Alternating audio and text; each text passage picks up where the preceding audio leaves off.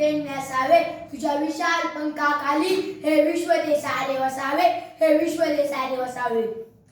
जिल्हा परिषद चषक स्पर्धेअंतर्गत आयोजित केलेल्या वक्तृत्व स्पर्धेत मी आदित्य रावसाहेब केदार आता ज्योती आज या विचार मंचावर स्त्री शिक्षणाचे महत्त्व या विषयावर माझे मत मांडत आहे.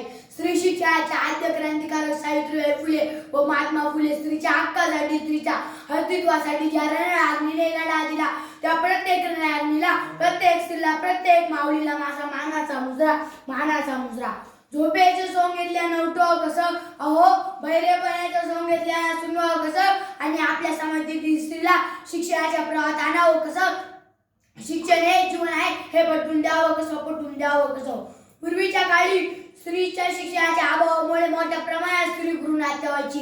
तेव्हा ती गर्भात असलेली एक चिमुकली आपल्या आईला सांगायची, 9 महिने 9 दिवसांनी झाली जग बघण्याची घाई, वंशाच्या दिव्या पायी, अगं वंशाच्या दिव्या पायी, अगो पण ती विजवाई.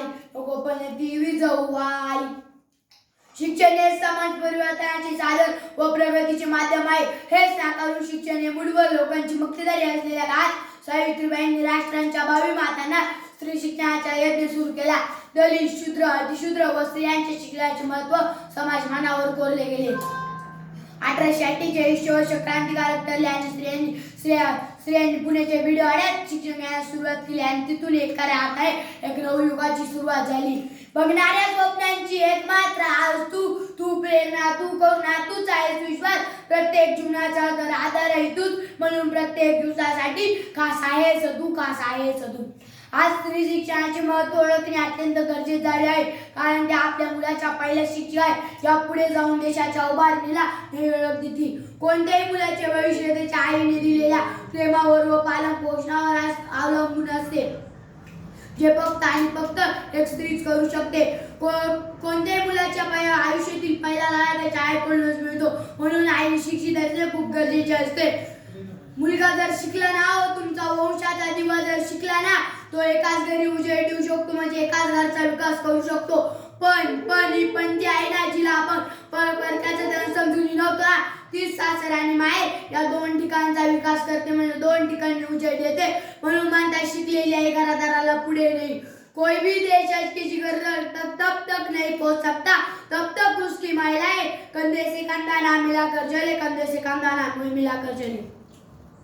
आपल्या समाजातील स्त्री फक्त चूल आणि मूल यापुरतीच मर्यादित न राहता पुरुषाच्या खांद्याला खांदा लावून नाही तर ते 100 वरचढ काम करताना दिसत आहे. भारताच्या इतिहासातही काही शूर महिलांचा उल्लेख आढळतो. मीरावती, दुर्गावती, अहिल्यादेवी, लक्ष्मीबाई त्यांच्याबरोबरच गार्गी, विश्वंभरा, मैत्री अशा अनेक काळातील स्त्रिया आपल्या तत्वज्ञानाची उदाहरणे देता येतील. आज प्रत्येक क्षेत्रात स्त्री आपली भूमिका गंभीरपणे बजावत आहे.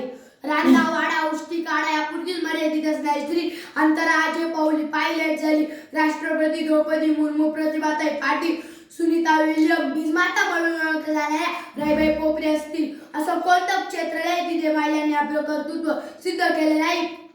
म्हणतात ना, प्रत्येक यशस्वी पुरुषामागे एक स्त्रीच असते. जिजाऊंनी केलेल्या संस्कारामुळे छत्रपती घडले. साने गुरुजींच्या आईच्या संस्कारामुळे श्यामची आई हे पुस्तक आपल्या वाचनात आले. उत्तम संस्कारक्षम पुस्तक जर आपल्याला वाचायचे असेल तर श्यामची आई हेच पुस्तक आपल्याला आठवते. शेवटी एवढेच म्हणायला वाटते की स्वतःच्या अस्तित्वाचा एक तरी दिवस तू स्वतः साजरा कर. तुझ्या प्रगतीचा, उन्नतीचा प्रत्येक क्षण खास कर.